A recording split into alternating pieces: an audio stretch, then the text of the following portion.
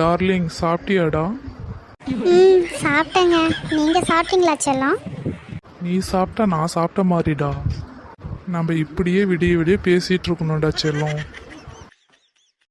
அப்படியாடா செல்லம்? என்னை அவ்வளோ பிடிக்குமாடா? போங்க. குழம்பு நல்லா இருக்கா? உப்பு காரம் எல்லாம் கரெக்டாக இருக்கா? ஏங்க நேற்று ஷாப்பிங் போயிருந்தேன்னா ஒரு தோடு வாங்கினா ஒரு தோடு ஃப்ரீயாக கொடுத்தாங்கங்க. ஏண்டி சாப்பிடும்போது கூட நிம்மதியாக ஒரு மனுஷனை சாப்பிட விட மாட்டியா? நொய்யின்னு பேசிக்கிட்டே இருக்க. எப்போ பார்த்தாலும் வளன்னு பேசிக்கிட்டே இருக்க. காதுல இருந்து ரத்தமே வருது.